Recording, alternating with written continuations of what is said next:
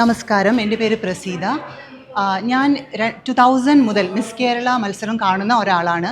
അന്ന് മുതൽ മിസ് കേരളയിൽ പങ്കെടുക്കണം എന്നൊരാഗ്രഹം എനിക്കുണ്ടായിരുന്നു. ഇപ്രാവശ്യമാണ് എനിക്ക് അതിനുള്ള ഒരു അവസരം ലഭിച്ചത്. അതിനുള്ള അവസരം തന്ന എല്ലാവരോടും, എസ്പെഷ്യലി എസ്പാനിയോനോടും ഞാൻ എൻ്റെ നന്ദി അറിയിക്കുന്നു.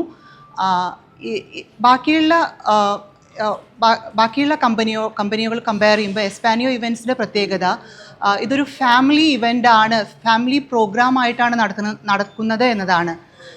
ഇവിടെ ഇപ്പം ഞങ്ങൾ 2 ദിവസമായി ഇവിടെ ഗ്രൂമിങ് സെഷൻ നടക്കുകയാണ്. ഓരോ ഗ്രൂമിങ് സെഷനും ഒരാളുടെ പേഴ്സണാലിറ്റി എങ്ങനെ ഡെവലപ്പ് ചെയ്യണം എന്നതിന് വേണ്ടിയിട്ടുള്ള സെഷൻസാണ് ഓരോ പ്രാവശ്യവും തരുന്നത്.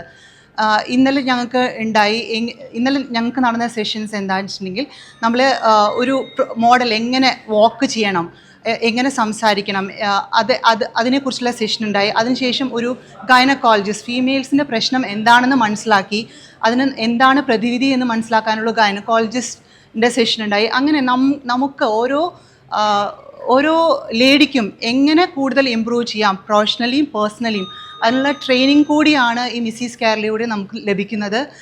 അപ്പോൾ ഇതിനുള്ള അവസരം തന്ന എല്ലാവരോടും ഞാൻ നന്ദി പറയുന്നു. Thank you.